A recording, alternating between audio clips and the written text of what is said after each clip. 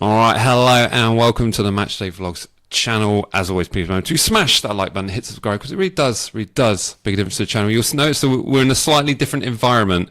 We're here in the semi-permanent studio with Jack, who's in the room. We're in the room. We're in the same room. You're not glitching out. I can hear your audio nice and clear. This is real. This is a real treat. Exactly. It's a real treat. So we've got my laptop at arm's length, so I can see everyone who's jumping into the room. So hello, hope we're all doing well. Welcome to everyone who's watching on today's or tonight's broadcast. You can tell it's been a little moment since I've done one of these. We're going to be talking about the upcoming season ahead, talking all things transfers, talking Will Still, talking outgoings, incomings. Then we're going to be looking at Wrexham at home, and then our third question, which we'll be digging into, is iconic derby moments, because of course we have a certain derby coming up, and we're hoping to see more scenes like this with our dearest shushing the away fans. But as always, let us know where you're watching the show from. Me and Jack are watching it from here in the Matchday Vlogs villa. It's a lovely villa, by the way. I do feel calling it a villa will only just add to the, people who already make fun of this channel. Oh, now they're doing it from a villa. Yes. We're not in the villa. We're back in. Very nice garden, though. Yeah, like that. There we go. Lovely grass. What have I been busy doing all summer? I haven't done any of it. I've got people in to do it. Look at that. Right, should we have a quick chat about our new manager? Because it's been a minute, and we've seen plenty of pre-season games as well.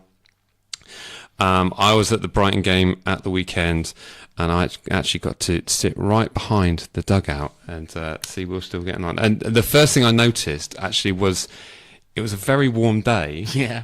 And we were right in the sun, because we were literally right behind the dugout, so in the blaring sun. And Will Still was in like thick black joggers and a thick black hoodie. I'm not sure if anyone else noticed this. Didn't take it off the entire game. What you have to remember, as a fellow ginger man, is we're both pale skinned. He's probably just covered up because he hasn't quite bought enough Factor 50 yet. Although I would say, if I was wearing that kind of layering in that heat, I probably would have died. Yes, yeah. But he's been living in France. He has a bit more. He's more acclimatized to the heat. He's probably thought, it's pretty chilly right now. It would have been northern France, isn't it? I don't know how France works. It can get warm. It can get quite well there.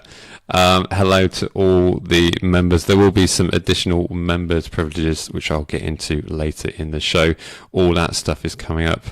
Hi, Ben. We've missed you too, man. Hope you're well. Missed you so much. Yeah, lots of people having lots of confidence in Will Still. And I guess that is pretty much my first question, really. It's like all this hype around our new manager.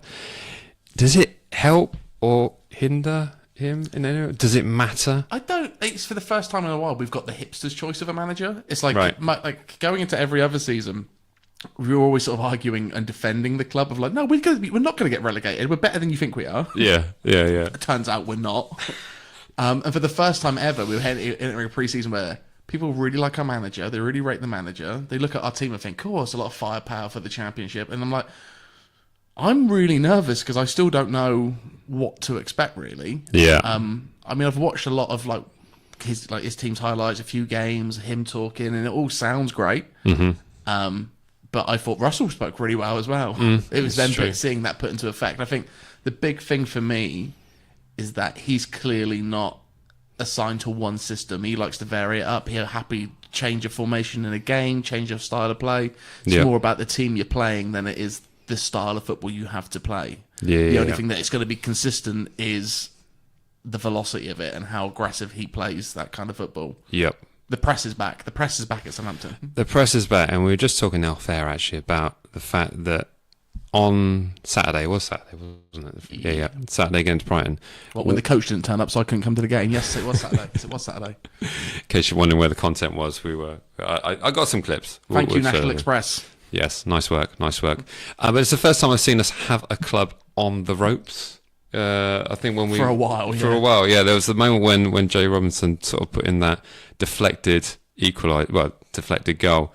And then we seemed to sort of have them a bit kind of frantic, and then got that penalty, and it was 2-2. But I've not seen that from Southampton side in quite a while. It's been so long since I've seen us have our tails up, and I think that's what we've missed. And we've all seen a team so low in confidence for a whole year. Like, let's be honest, that last season didn't even start at all. No, I mean, was the last rough. time I had fun there was against Everton, and you weren't at that game. So, like, the only fun time that was at St Mary's last season, you didn't even get to see it.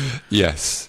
And it's not been good since then. And I think that's what's resonating with everyone. And I think we all look at this team and think, you're a bunch of losers, because we saw them lose for a season. Mm-hmm. And the ones that didn't see lose, they still got sent out on loan and didn't do that well, apart from two that we'll get into later. But Yes, I think we're all still a little bit jaded from what we saw last year, maybe even more so than the first relegation. Yeah. And I think remember when Russ came in, it was all about that mentality of trying to shake off that terrible season. Yeah. And Will's got even more of a job to do in that sense. So how much of a man massively. manager is he, and how much of a relationship builder is he? Yeah. And I think that comes with when you know the team is settled, and I still don't think the team's settled. Yeah. It's a weird pre-season, right? I still don't really know how we're going to line up on Saturday, and I think usually by this point you might have a bit of an idea. I think I've got a loose idea, but I don't know what formation, if he's going to go three at the back, whether he's going to... Well, I don't know. I can't even think what the attack's going to be like. Yeah. I mean, there's been some comments from him that will say, we'll know some players that, we need to move on. They don't want to be here. So, I mean, I always get a little bit nervous when that chat comes out, because ultimately these players are contracted, and it's not as easy to get offload players as much as you perhaps think it might be. Well, no, especially when they've been as rancid as they've been with us. But then you look at the outgoing so far. Bednarak to Porto, what a crazy move for him that is. That's a great move for him. Paul's gone, Suleimana's gone. Anyone else I'm missing? Go on. There's got to be other people. Ramsdale's gone. Suleimana, Ramsdale, Bednarak, Sam Ammo. He'll be gone soon. Mm-hmm. I think Dozy looks like he's on his way out. Yeah. So there's been a big culling. I think there's still quite a bit to go. Yeah. There's two players that I'm sure we're going to have a lot of talking about tonight that, feel like... What two players could you possibly be talking about? I have a clue. I have no idea. No idea. No idea. But what I can tell you is 40 million is not enough for either one of them. So... I mean, when we're looking at it, I mean, you touched on Jan Bednarik moving on to Porto. I think it's a great move for him because, of course, he's just basically walking into Champions League football. A lot of people have said did he find his level in the Championship, and was he sort of pushing it in the Prem? When he played alongside Jose Fontaine, he probably looked a heck of a lot better. But I think with the likes of Aaron Ramsdale, he was always going to want to move on, wasn't he? So yeah. I think the fact it's a loan move, I'm kind of more comfortable with that, because if we get that promotion straight back, then there's an opportunity to get him back, and under a different system, I think it will probably work a lot more favourably. Yeah, and I think there's the obligation to buy, or the what is it? Not obligation, option. The option to buy. Is around about 25 mil plus the 4 million in a loan fee that they've already paid for it. So it's actually a really, really good deal. My biggest thing is, especially now Lumley's gone. That means our free keepers that we've got is the youth goalkeeper. I can't remember his name off the top of my head. Bazunu and McCarthy. Yeah. I cannot have McCarthy start games this season. I see Blackmore. I see Alfie all posting. He's a good number two. He's solid. No, he's rubbish. I don't want to see him anywhere near it. He's terrible. He doesn't even stop shots anymore. He claims corners pretty well, and that's about it. I can't have him near the team. And knowing Bazunu, he's not the best shot stopper in the world, but he's not a bad number one goalkeeper for the Championship, right? He's not the worst you can have. No. But he is very injury prone. Yes. And if he gets injured again, or something bad happens, or he does find that he's stuck, he's not doing what we needed to do. Yeah. To have McCarthy be the only other backup is kind of scary. I kind of feel that we need either another third choice, or we need to get in a better. The Bradford is a name that I see kicked about a lot. That's the name I like the look of. I would love that, but if you sign him and we go up, is he going to be a number two in the Prem? I think it would be a good push for anyone who is in that number one spot. True. I think it would be nice again to have a goalkeeper pushing another goalkeeper. I mean, Rambo's gone to Newcastle not to be the number one goalkeeper again. Yeah. Between him and Nick Pope. So if he comes back and Victor Johansson was the number two, it might push him even more. So maybe it is the way to go, but I do feel another first choice keeper is kind of what is something that we should look for as cheap as possible, may I add. It's true. Yeah, let us know in the comment section. Do you rate our current goalkeeper offering? Do we need to do a bit more business? I mean, I think many people probably look at our offering at the moment and think like it's probably not the area of concern, considering where the eventual outgoings are going to be. Just to address some of the other questions I had back here, someone was asking, will we be in the same seats next season? Yes. Obviously. We are staying there. MDV HQ is in full effect. So yeah, no, we've got plenty of plans for advancing in that area as well. So there'll be more details on that later. Looking forward to a 0-0 draw. It's not a question, but I think it's always. If there's ever a game that was never going to, this game is not going to be a 0-0 draw. It's true. For better or worse, it will not be 0-0. No. Going to give a massive shout out to Morgan Crab, a member for 38 months. Wow. I especially want to thank you for that because we haven't been very active over the last 2 months. So certainly thank you for the continued support. But like I said, there's going to be plenty more stuff for members coming up in the coming months. So have a look out for that in the members section. There might be some additional things to jump on and have their say, and perhaps jump on and join for a live stream and other specialist content as well. That sounds a bit weird, that when I say it like It that, would be good to get other people on the channel with good opinions. Yes, yeah, a bit more grounded view. It's been 6 years of this, Southampton. so good opinions would be good. Yeah. How long have I been a member? I don't know, Ben. I think you've been a fair while. So I think you can go into the member section and find out. And yeah, but no, thank you to all the continued support of the members. Right, shall we move on and talk about our opposition? Let's talk about Wrexham, shall we? Let's talk a little bit about Wrexham. Now, Wrexham have been making all kinds of moves because, of course, they've been on Disney Plus for the last 2 years, haven't they? Sweet Disney money. Yeah, so a lot of people have been telling them to do either amazing things and shot the championship or just completely crash out and end in 24.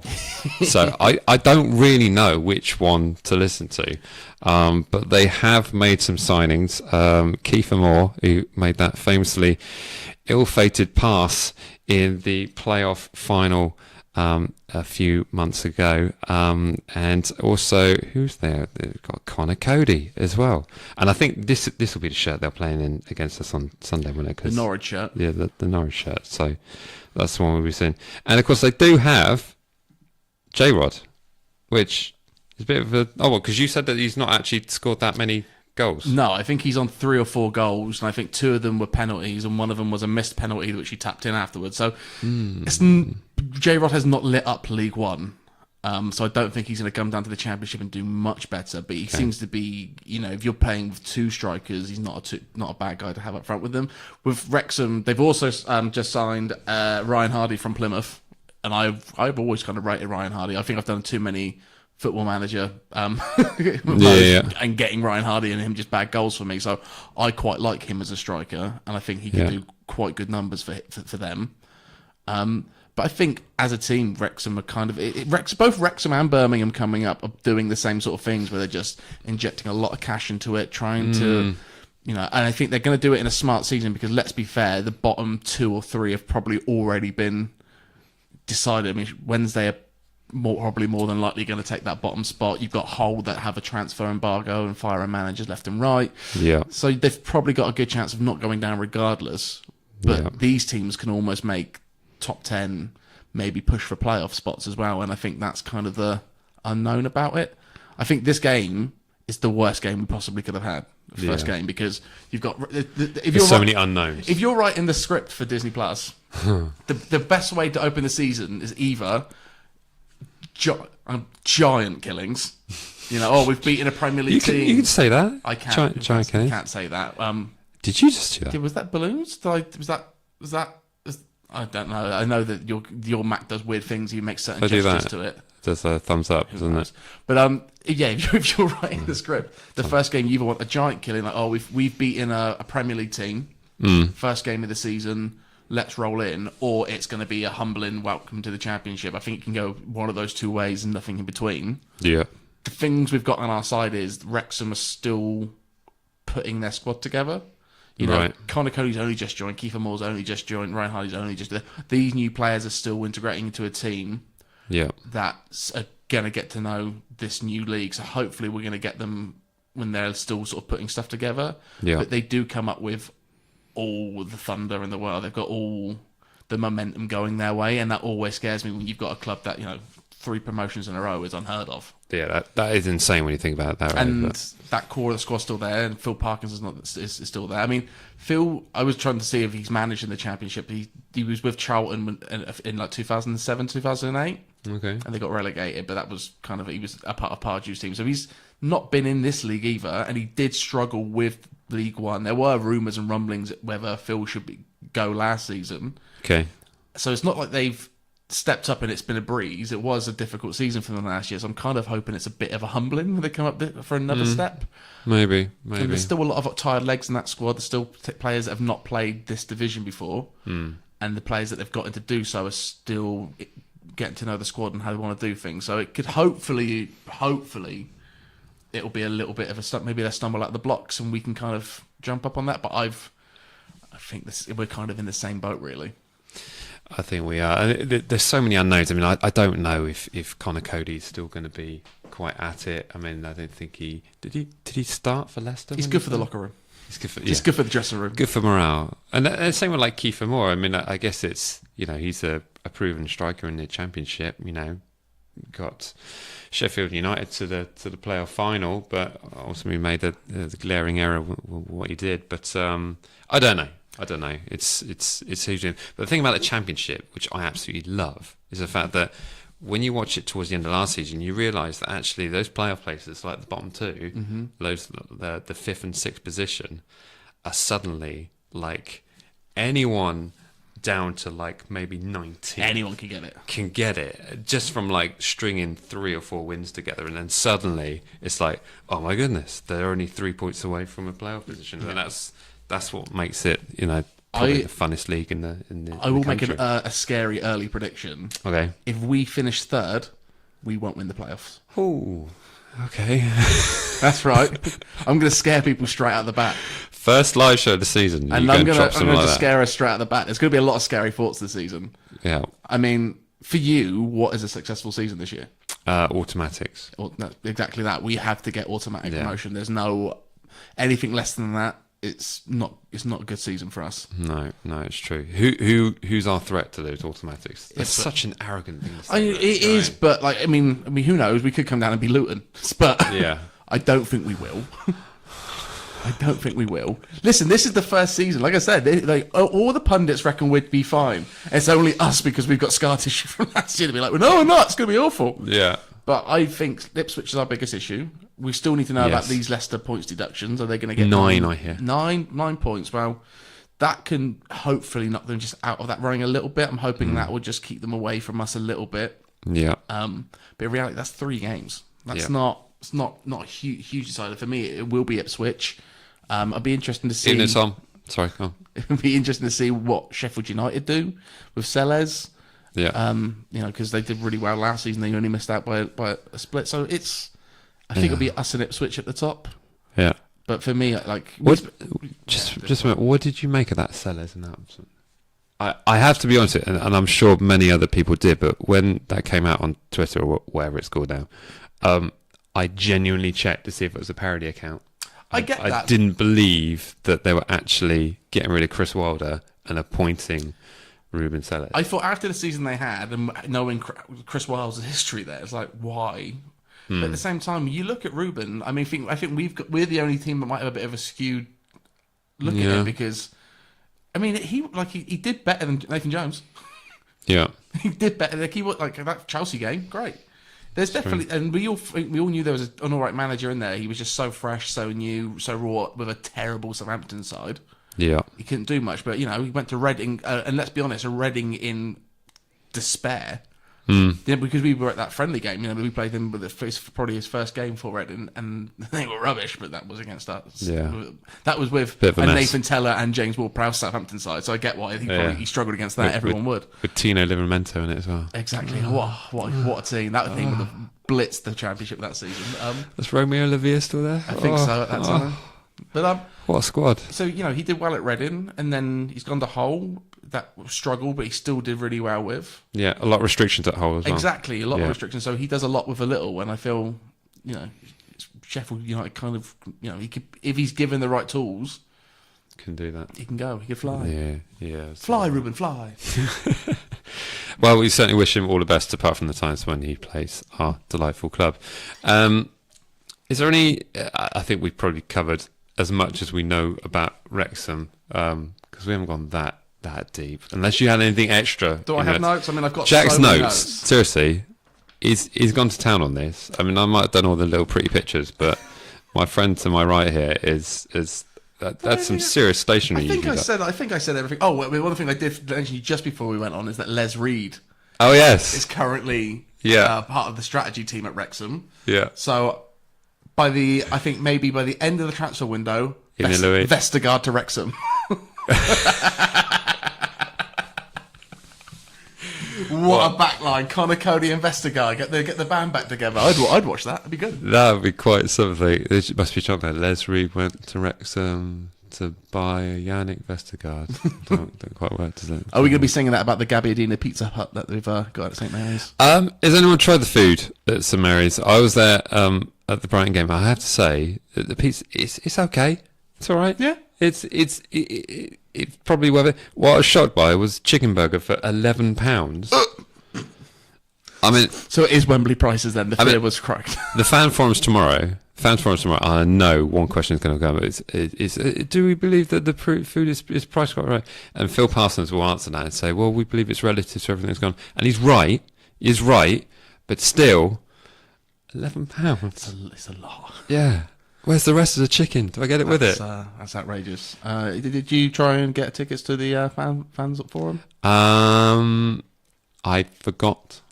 Unfortunately, this channel is paid for by the club, so we only whatever they want us to say. That's what we say on this channel. Exactly. And Phil keeps sending the briefcases of money. Thank you, Phil. I really appreciate it. Thank you, Phil. We love Asahi on this channel. Really big fans of it. Yeah, is Phil's card still behind the bar at the Dow? I can't remember. Yeah, hopefully. It's for us. Really? It was once. It's a joke. It's a joke, guys. It's a joke. We hate players too. McCarthy's awful. Jack's words, not mine. Anyway, I've lost my track. So we're done with it, and we're going to be moving on to our final point of the show. We'll get on to other topics in football as well after this, but we wanted to address score prediction for Wrexham. Prediction for Wrexham. It has to be impressive. Does it? It does. Does it? It has to be a statement, I think. Do you know what I'm going to say?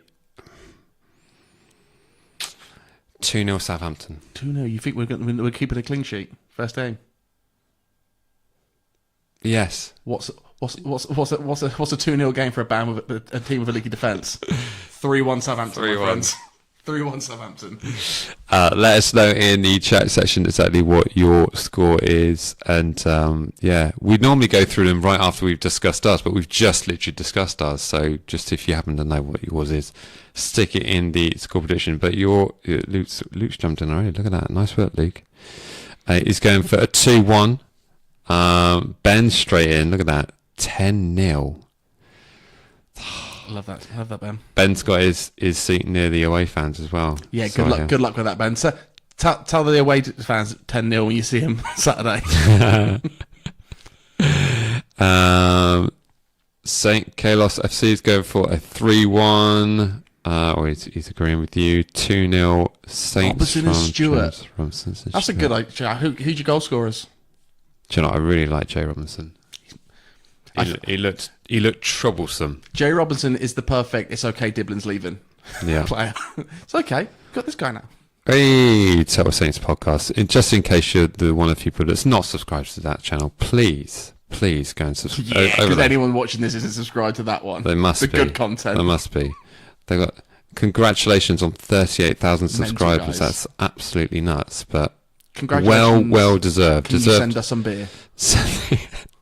Yeah, how'd you get the beer deal? Yeah, can we get that too? How can you hit them up? Yeah, absolutely.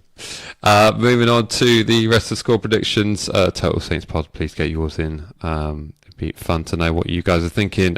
Tom is going for a Saints 1-0 Wrexham, and it won't be easy. Tom's the voice of reason, because I remember 2 years ago we did that preview, and Tom said about that Sheffield Wednesday opening game. He says, "I don't think it's going to be easy, but I think we'll just do it," and he was spot on. So mark that comment there. I think it might be right. A thumbs up over your face. If Tom was really smart, I think he'd put 2-1, because I still don't think we're keeping a clean sheet. Well, it might be 1-1 then, yeah, that's the trouble. Morgan is going for a 3-1. Henry's going for a 3-0. Howard Bellis scored 2. You think he's starting? You think he's actually playing this weekend? I don't think he's fit. I don't think he's ready to go yet. Yeah.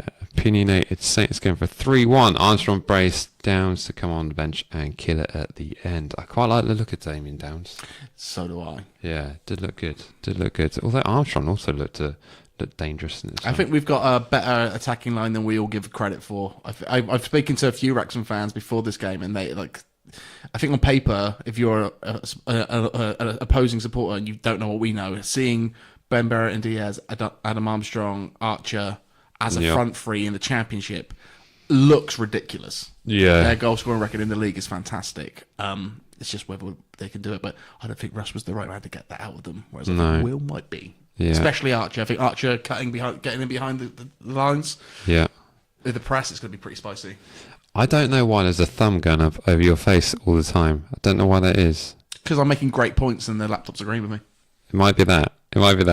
Or unless people are smashing the like button. If you're just smashing the like button, just keep on smashing it. Maybe it's the Facebook like button. Maybe. We don't know how the internet works. Don't know. We're still learning on all this. Delgo, how are we doing? I'll go for a 4-1. J. Rob and DD Braces. I like that. Are you still sitting next to us this season, Delgo? You still sitting in and around? Be nice to see you. Hopefully see you Saturday. Speaking of braces, there's something going on by a certain sponsor of Southampton that you can sort of brace yourself, and if someone scores 2 goals, you get a chance of winning a ton of money. So find out from a certain sponsor on the back of our shirt. I'm not sure if I can say that yet, but I just have. So sorry if I've jumped the gun on that one. Ryan Reynolds, maybe get there in your Deadpool costume. FSC Joe's going for a 4-1 win. Total Saints Pod's going for a 2-1 win for us. Look at that. Lovely stuff. Oh, Tom's elaborated on it. Need to keep the ball on the ground as we sign Connor Cody. If they sign Connor Cody, as anything in the air, will play it into the channel and turn him around, running towards his own goal. Is the way to play him. Yes, maybe he's leggy and lost a little bit of pace. I mean, I have since this morning. Yes, true. Louis going for a 3-2. Might be a shaky start. Right, Louis, if we need a goal, you know the drill. Go and get yourself a drink. Go get your drink. And then go, we would have scored. So yeah, that's lovely stuff. Oh, that's very kind. Thank you. Very kindly, Les. No, well deserved, guys. Well deserved. Right then, should we talk about Ben's desperate for it? I'll put it up, Ben. You put it up about 5 times. There's a couple there from St. Andy and Alfie there. There's a 1-1 or a 2-1 there. Oh, I missed that. Sorry. The laptop's a long way off me. Long way away. I've got younger eyes. So Andy's going for a 1-1 comfortable, and then the last minute. Oh no, don't want that. No. Get off the fence, boy. Alfie Fletcher's going. I'll say 2-1. We barely scored many in pre-season. Also concerned every game, but I think we will win. Let's hope so. Right. Let's go. You're welcome. Right. Another point I wanted to address. We're going to be talking next about iconic derby moments. Of course, we have the South Coast Derby, the actual South Coast Derby, not your Diet Pepsi version, but the actual South Coast Derby coming up a certain Sunday in September, which I've just forgotten. Was it the 14th, 15th? I think the 14th. My phone's using TikTok. Guys, it's the Derby. You know when it is. You know when it is. It's live on ITV. But we want to ask that very specific question of what is your most iconic moment from a derby? So it could be a case of, I think the most recent ones would memorise the fact that Danny Ings' knee slide, getting his brace, the cupping of the ears by Nathan Redmond, also in that goal. Do you know who else was the goal scorer in that game? You do, because you could see the image. Can anyone guess who the other goal scorer in that goal was? Come on, guys. Come on. Legend. Legend. If I see his name on the back of so many shirts. Exactly. Possibly at Arsenal now. Where is he now? Is he still playing? I think he's at Arsenal. No, he's not at Arsenal. This isn't. I think he might still be. But yeah, let us know your iconic derby moments. It could be the Billy Sharp here shushing the away fans. And Sao Paulo, really? Yes. Okay. Has anyone got it so far? Has anyone got it so far? There it is. Look at it. Everyone's favourite. Cedric Torres. The best fullback this club's ever seen? Or? Steady. Congratulations to JB Rovers there with the right answer. And also St. Callum. Indeed. The mighty Suarez. Yeah. So yeah, no, good stuff. But yeah, no, let us know what your iconic moment was in the derby. Have you got a particular favourite? Well, as you know, because it's quite personal in my life, is this derby. Because not only am I a massive Southampton fan, but all of my family, dad's side, are all from Portsmouth. So it's extra heated in my household. So when I was a kid, I think I was spoiled because when I really got into football when I was like 10, 15, between 10 and 15 is when that's when it kicked up a gear. Then mum made me play rugby and it kind of went away for a while, ruined my life. But I was spoiled because from like 2003, 2004, I had derbies every season. Okay. So I got to see 4 South Coast derbies in the space of 2 years. Wow. And we won all 4 of those derbies. That's quite so the very first one I remember was the 3-0 in 2003. I forgot the goal scorers here. The first one was the 2-0, a Beatty brace. Yeah. And then the one that I will always remember will be the 3-0 where it was an own goal, Beatty and Pajas. Okay. I remember Matt Oakley ran that game. It was great. But that game particularly because we won 3-0, and then when I left that game it was to go home to be dropped off to go to Dad's and go see the family in Portsmouth. So we won, and then I went to Portsmouth and I was like, you lot suck. So it's a good time for me. As a child, I wore that Southampton shirt around Fratton quite a lot, and people don't believe that, but my dad will tell you that he had to fend me away from quite a few upset, miserable mushes. Yeah, okay. And it stinks of fish. I hate them. I hate them so much. I cannot wait for it. Yeah. Have you been to a South Coast derby yet? I have. I did the FA Cup where we lost. Okay, well, great. Yeah. Great. So, but when we equalised, I was in the Kingsland Northern, not the corner, but just along from the Kingsland end towards the Northern. And I remember when we scored, and it was absolute chaos. Yeah. And it was at a time when everyone was flashing money at the Portsmouth fans as well, because I think there was something going on there. It's unlike anything else. Like those memories as a kid live with me so hard, and I'm so excited to have it back. I think the only thing that we can agree on with Portsmouth fans in this lifetime is that this is the English football derby. It might not be the biggest, but this is, if you want to see what a proper derby is, this is really it. This is the closest you will get to it. I don't believe in same city derby games. I don't believe that they can't be as harsh because you see them every day. Yeah. Whereas anytime you hear somebody from Portsmouth talk about Southampton or vice versa, there's immediate hatred. It's immediate of what it is. Not to say that I've not been on nights out with a few Portsmouth fans and got along with them, but as soon as their back was turned, I was go for it. Shout out here to Regford White, also bringing up an excellent point here. Steve Moran's last minute winner at Fratton Park to see us progress in that FA Cup in 1984. Wow.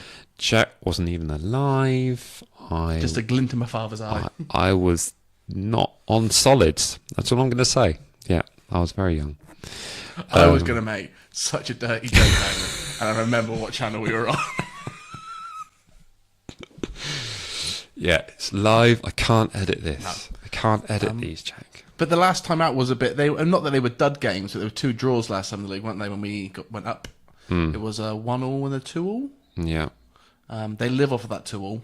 Yeah. They really enjoy that one. That's the one we should have won as well. I know, and, granted, a good goal from them, but we went up and they went down. Yeah. Yeah.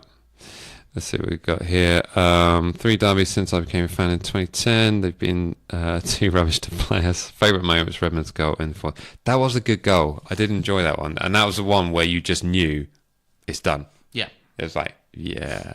That was a good goal as well. And if you guys have not seen it, the Copa Football, their documentary, the South Coast Derby, that's building up to that game. Mm-hmm. I think it's one of the best bits of football journalism ever. To really let you know how that derby feels. I remember in that there's a Portsmouth fan that's sort of like, he's like, the more I think about it, the more that my guts start to boil. And I'm like, yeah, I get that. Yeah. The more I think about them, the angrier I get. Yeah, exactly that.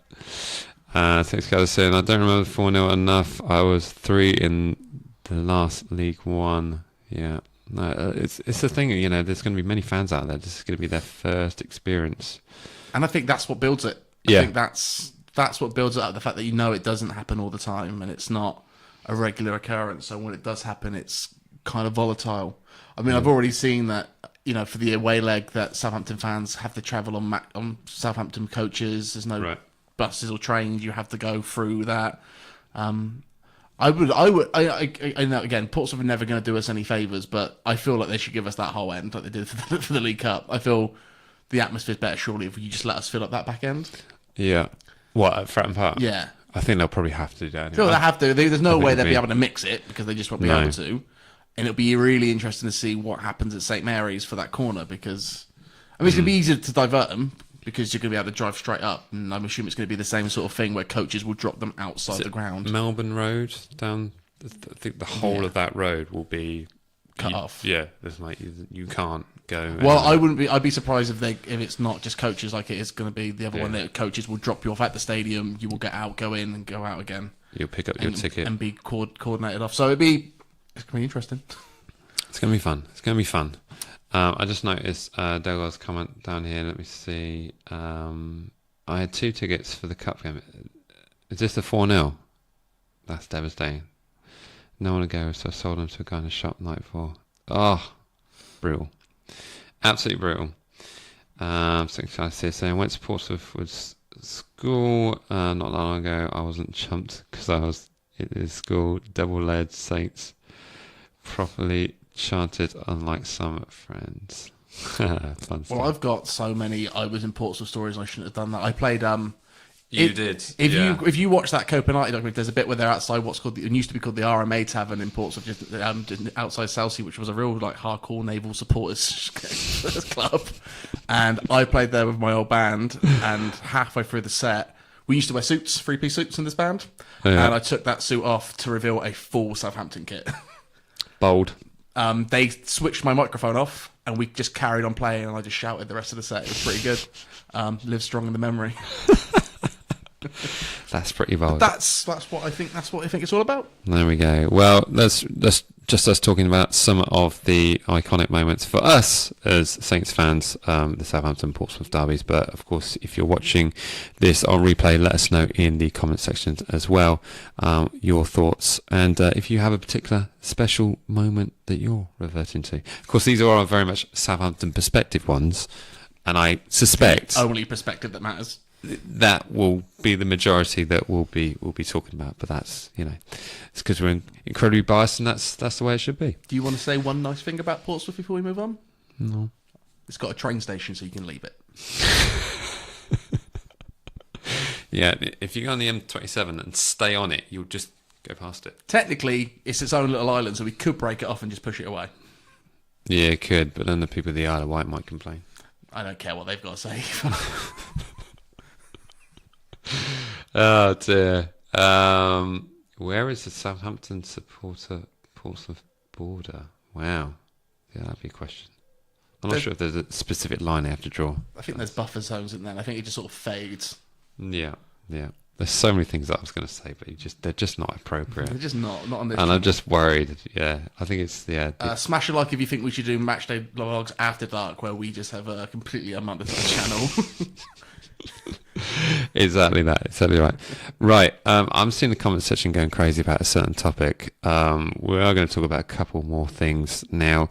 But Will Smallbone appears to be on lots of people's radars. I mean, is anything kicking off on Twitter whilst we're on air at the moment? I don't, I've not had any big notifications saying the boy's gone. But I have seen a lot of things posting today about Will going. I also see about Joe going as well. Joe being Aribo going to Turkey, but I think he's kind of just not all about that.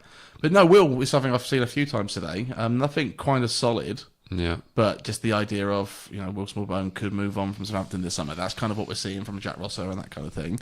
Mm-hmm. I think it'd be a silly time to get rid of him.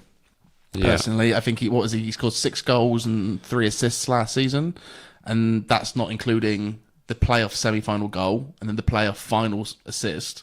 Right. He did a lot for us in the last championship run. Yeah. And vital. I think he got a lot of hate last season because he did struggle with a step up, but he also had an injury going into it. And I don't think he is an impact player. So anytime he comes on the game as a substitute, I don't think he'll change a game for you enough. He's a bit passive in that sense. But if he starts, he makes great runs. He's really good off the ball. Yeah. He's got a great pass. I think he's just kind of been hard done by some of the performance. Like, you put him on the pitch late in a game, he's just not going to make a difference. And he's been hard done by because we then have capitulated and lost. But I don't really think that's really all on Will. No. I think Will's a great player. But I think he's got one more season with us. And if he smashed it this season, then I would be open to keeping him again. Yeah. But I do think right now, his limit is probably the championship. Yeah. I mean, you look at that midfield area. I mean, if Joe Aribo was to go, I don't think he's going to go to Turkey. I just don't see it. Unless no one else wants him and he just doesn't want to play another season in the Championship. I think it's who would like Joe's a funny one because has he been a success here? Would you say it's been a successful transfer? There've been moments, but on the whole, probably not. He's not compared to kind of what he did at Rangers and stuff. I don't think he's never lived up to that kind of vibe. There was a lot of time where he was put in a system where he was there, and then suddenly he wants to be in one of his positions where he's basically in an attacking midfielder position and do whatever he wants. I remember when he first came, he kind of suffered from the James Ward-Prowse effect, where he kind of probably should have played Prowse's position, but you're never going to drop Prowse when you have him. Yeah. And then for Russell Martin, he was the Mr. Utility player. He plays centre back. He played all over the place, and I think if you were to sort of put him in the position he was comfortable with, let him grow in that role and do what he's meant to do, he probably would have been a lot better. But I think we've asked a lot from him in positions where he's not comfortable, so it's been a bit of a weird one. I'll be sad to see him go, and I think the last championship season was Aribo. That was the song of the of it, but. He's got 2 songs technically, hasn't he? Because we changed the Livramento song to him. I feel. Well, here's the thing. Last season, I feel we should have changed the Livramento song till we got Rambo in goal. Yeah. I do feel that this season it should go to somebody else. I think we need to. Joe can't have 2 songs. Yeah. Especially when there's not enough songs going around anyway. Yeah. So who would you then? Maybe we've got Bazunu in goal, if that's where it goes. Follow. Dynamite. In the name. Yeah, and we got Bazunu in goal. Bazunu in goal. Doesn't need that because the goal's the thing. It's like one of our songwriting sessions. We go on that, but you're right. We do need to move that song on. Other stuff that's going on in regards to it, I've pretty much resigned myself to a certain. Where is he? Where's the picture gone? Tyler. Moving on. Do you think they both go, or do you think one goes and the other stays? When you say both, do you mean Fernandes? Well, obviously, yeah. the only 2 good players. Man, it's just asking which arm I want to chop off, isn't it? It's just a horrible question. I don't even think about it. I'm less bothered about Diblin going, which might sound strange. Are you less bothered now that you've seen Jay Robinson? Yes. Yeah, me too. When we came down last time, we got 45 mil for Lavia. This for me kind of feels like the same sort of thing. If we can get 50 plus, imagine we got 50 plus, say, and some of these things I've seen is like 50 plus a 25% sell-on clause. Yeah. Now imagine if he does what he's meant, what everyone thinks he's going to do. Yeah. That could be ridiculous money for us, and it'd be silly to say no to it. And he wasn't amazing after he came back from the injury, but we did rush him back from that injury, I'd say. Yeah. just let him spread his wings. If he needs to go, go. Because I feel like we can reinvest that money. I think Everton are in for a lot of players because they've lost a lot of players. But do you think that's a good fit for him? In terms of like, say we want to have a percentage clause in a sell-on. Do you see that happening in effect at, say, an Everton? Well, I still don't know what his limit is. I don't know what his full potential is because he's 18, 19? How old is he? 18. 18. Yeah. I have no idea how good he's going to be. He was he was so good last season, but he was really good in a team that were terrible, and he was kind of given the freedom to express himself a bit because the team needed that. I don't know what his ceiling is for going forward, so I know what we need, and we need to be able to build a squad around a few key players. Mm-hmm. And his head's been turned a few times before. He went to Chelsea already. Yeah. I think Everton's a weird one. Like, I think he would get minutes there.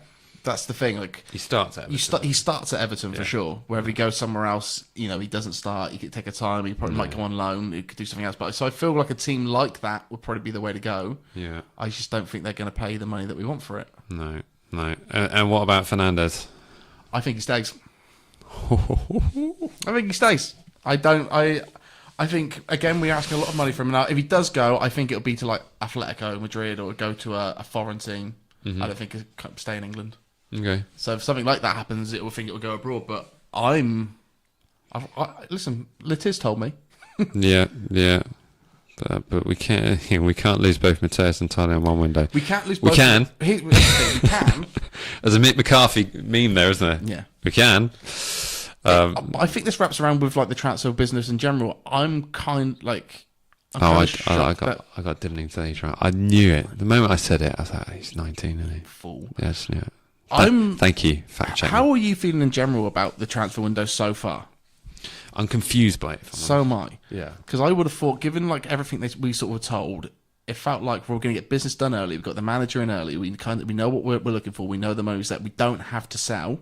Yeah. The players that we have to sell is to lighten the squad and get it from. Don't have to. I think we were pretty tight, weren't we? We did have to sell. Well, we don't have to sell. We didn't have to sell like everybody. It wasn't. It's not like you hear talk about it's a championship fire sale. It's not that at all. No, we're in a much better position than we were last time. And there are players that still need to get off the wages, and those players are gone. Those Paul Sulemana, those big wages for no return. Those players have gone now. And I thought that's a good point. And I honestly thought once you get those players gone, then we can kind of look to build our squad around what we've got. I really thought the plan is build the squad around Fernandes and Diblin. Yeah. And the club now seems so unsure whether they're keeping either of them that they've not made the transfers to do so. I think there's still a lot there that we need to get.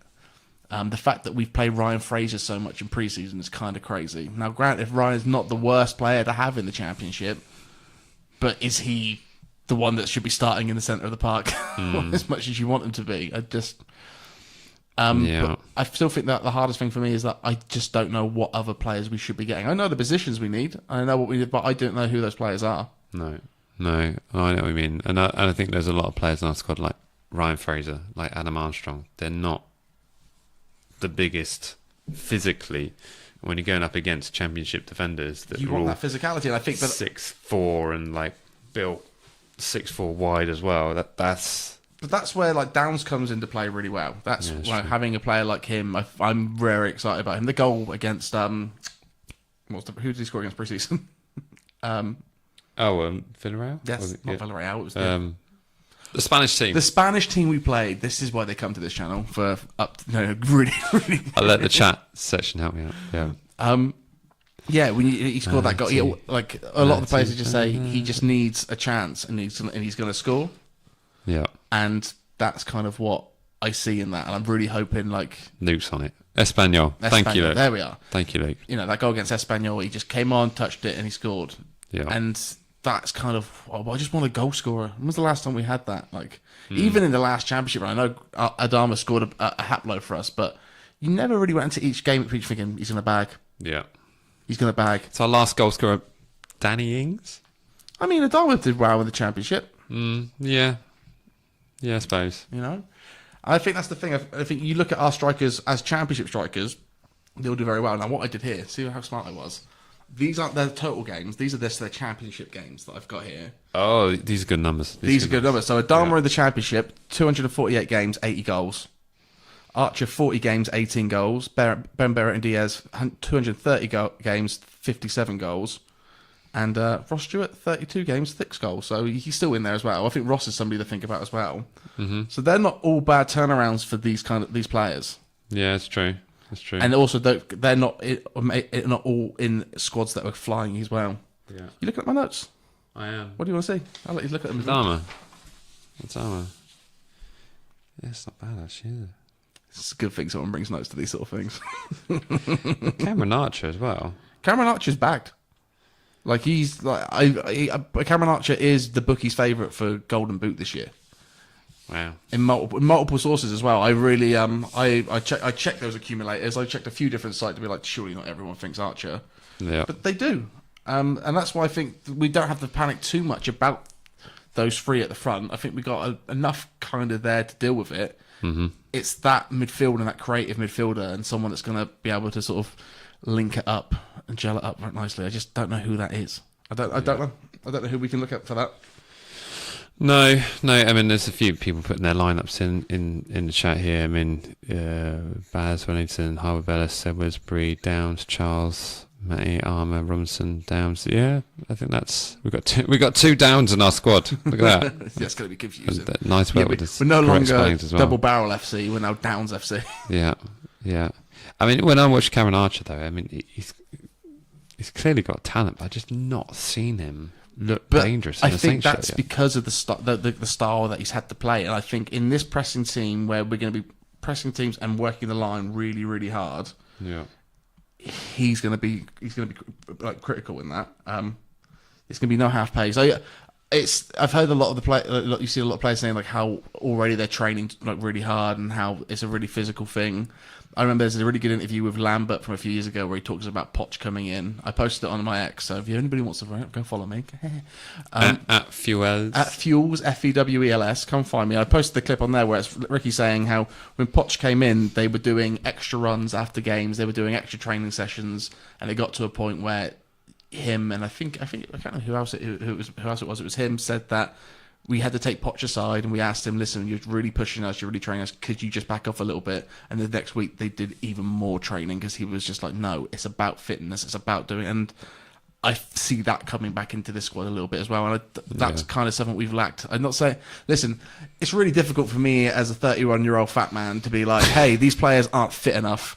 But I'll be honest, if you paid me 40 grand a week, I'd probably be in slightly better shape. Yeah. You'd be able to eat some really fancy fish restaurants. Oh, for sure. Yeah. I mean, I am allergic to fish, so I get skinny real quick. Okay. Some good steakhouses. Exactly. Yeah. I mean, I feel like if you pay me 40 grand a week, I could probably touch my toes. I think that maybe my groin wouldn't pull every time I look at a football. But there's a real thing of like I feel fitness hasn't been quite there, and especially with the style that Russ played, it was a lot. It's passing the ball. You don't have to run that much. No, it's true. But I think with this, we'll still sort of set up. It feels to be a lot more intensity and certainly urgency to get the ball back. So maybe that sort of style of play is going to suit someone like that. I feel it will. But Archie will be able to break the lines, get him behind, and it'll work a lot better for him because he's not a. Yeah. Last season it was get the ball, hold it up, wait for the rest of the team to come, which Shea Adams was really good at. Yeah. But what Shea Adams couldn't do is break the line. And now it's back to a style where that's the kind of striker you need. And boom, we've got Cameron Archer for that.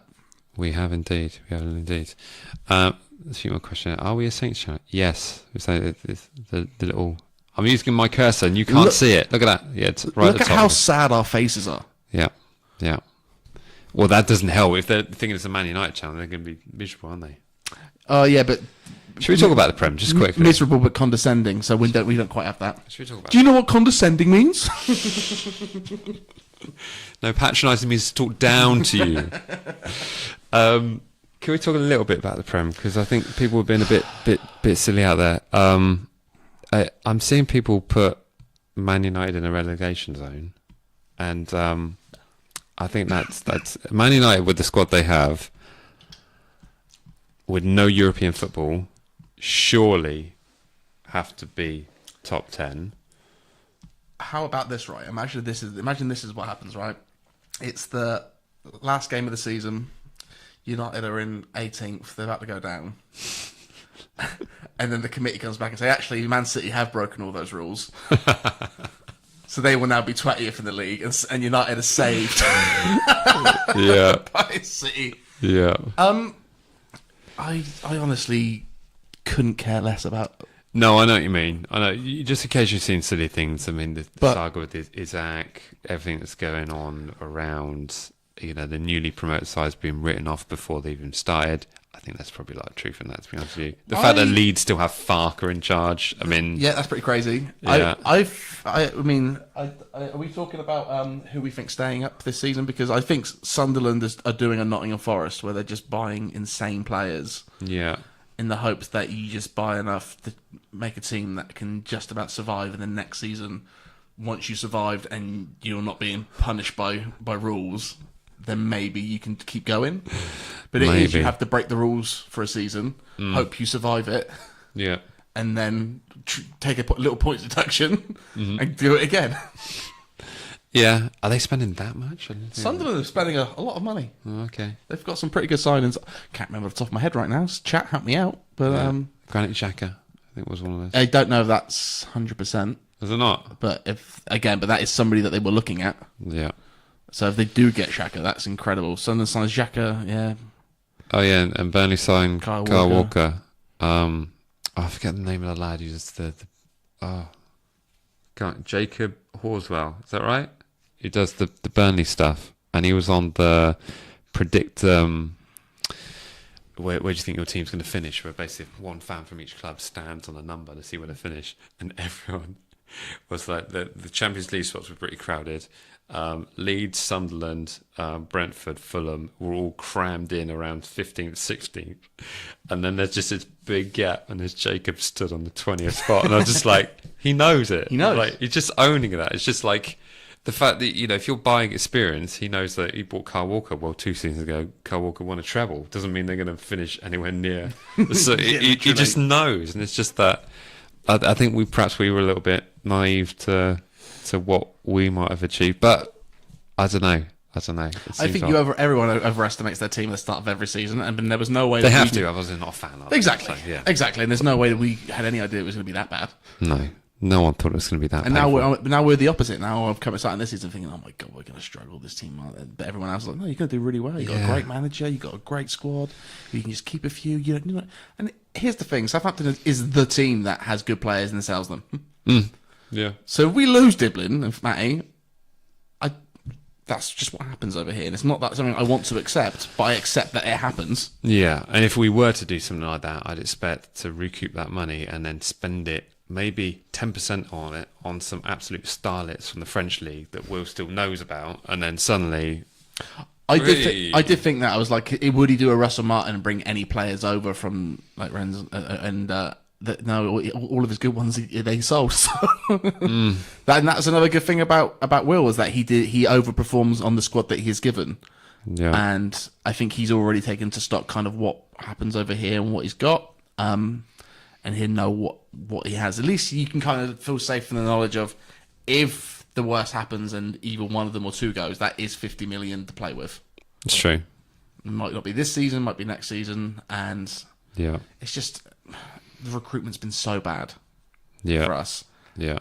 And Downs is kind of like this little shining bit of hope that maybe we might be turning it around. Yeah.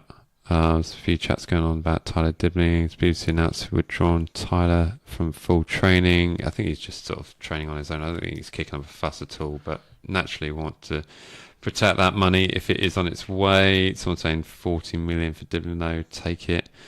I think 50 million, it probably gets the thing done. Bear in mind, he has only just signed. Was it a 5-year contract? Yeah, 5-year contract. Not that long ago. So the whole thing training earlier on, I saw that pop up, and George from the Echo has said that he's training away from the squad, but it's more about injury and fitness and not getting him extra knocks than anything else. It's not he's been banished or anything like that. Yeah, he's just doing no contact training. Yeah, which is fair enough.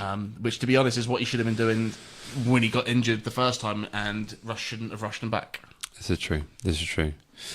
There we go. There we go. Was there anything else you want to talk about? Well, just to let everyone know, what we're going to be doing is we're going to be doing some more filming after we do the live broadcast. So if there's any particular topics you want us to discuss, we'll be doing some filming in and around it. To tell you a little bit about what's going on, you've probably seen there's new logos up there. Over there. They're great. There is a little bit more of a clean image. I did notice actually on the extra channel, we are approaching 6,500 subscribers on that, so thank you so much for that. Probably something to do with one of the videos hitting 10 million views, which video was that? It was you starting a chant in the Itchy North, so go and check us out on at Matchday Vlogs Extra. But I want to do something special with this channel, and that is potentially upload content from you guys. So if there's anyone out there that wants to promote their channel or do a little match reaction or something like that, and they want to give a shout out on the channel, I'm going to leave that one aside for you guys to work on. So if you want to be a contributor to that, get in contact. We'll figure it out. We'll do something with that. With everything else that's going on with Matchday Vlogs, there's going to be plenty of stuff coming through. We're going to be doing the live shows like this for the foreseeable until the actual studio is properly built. Big thank you to my wife for permitting me the use of this room. We're trying a very fancy table. You know the billboards at the Dell? Yeah. Not the Dell, at St Mary's, promoting certain things. I bought a rather expensive bit of furniture, which we're currently using. Home leisure to the guys. Thanks so much for sorting this out. So yeah, we use. When he says us, I'm very much homeless right now, so...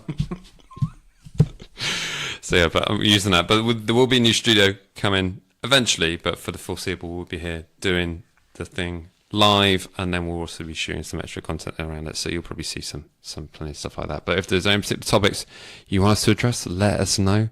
But of course, the match day content will be continuing as normal. Looking forward to getting back to it on Saturday. I cannot wait. Midday kickoff. I was so annoyed about Saturday to not be able to go to the Brighton game. I was like, I thought so hard about maybe getting a taxi and being like, do I really spend like 50, 40 quid No, to go watch a friendly? No. Especially after last season, I was so upset that we went to so many preseason games. I spent so much money doing it. So, no. But I'm very excited for the weekend, for getting it going properly. Have we got enough sound bites of us, pooping on Wrexham, so we definitely make it on Disney Plus? I don't think we said anything too bad, have we? We should probably put some that Rob McElhenney, ugly, ugly and short, and his name's too long. I'm glad he changed it. It's like people only do stuff because they get paid, and it's just sad. I want to see the team Glenn Howerton and Charlie Day are going to buy. Bennett and Heath Harlequins, I think, would really suit you two boys. Can you imagine if they invested in something like that? That would be really fun. To their credit, though, they've done a pretty decent job, though. Yeah, you can't be anyone that's angry about the Wrexham rise. You're just jealous. You are jealous. We think we'd all want Hollywood A-listers to come and buy our club and give us the dream of all dreams. Birmingham, Wrexham. I mean, that kind of backing. The Birmingham one is not the same. Have you seen any of those clips yet? No, it doesn't look good. Oh my god, it doesn't look that good. No. Tom Brady, you idiot! You're terrible, and so is the sport you play. You cheat. There we go. Slander. Oh, we got to get on the Birmingham channels too. I want to get on that documentary. Yeah. Inflate your balls. Can't be doing that in the Championship, son. So laces out. Is that age? That's the one. There we go. Laces out. Lovely stuff. Well, I think that probably concludes. We've been chatting for over an hour, just like we normally do on the live shows, and it's actually gone dark outside. Yeah, that must be a nice. Yeah. What a lovely scene they've had. So if you scroll along on replay, you'll gradually see our background disappear, and the reflections of the lights suddenly appear. This channel is good for that. It's good for me to see how much of a second chin I got, and then they covered it with a beard. Sometimes I go back to look at what my hairline used to be like. Yeah, maybe that. Cool. Right. Well, I think that probably concludes what we wanted to chat about this evening. Like we said, we will be having these live broadcasts weekly when we can, midweek game permitting. I think that would be the thing. I think perhaps maybe do something next week because there's a certain game happening on Tuesday that we could factor that in somehow if it's been broadcast as well. I don't even know that. But yeah, no. As always, thank you so much for the support. Extra special thank you to the members as well for their continued support. If you have any other feelings towards this weekend's game, be sure to put it in the comment section, and me and Jack will see you in the next one.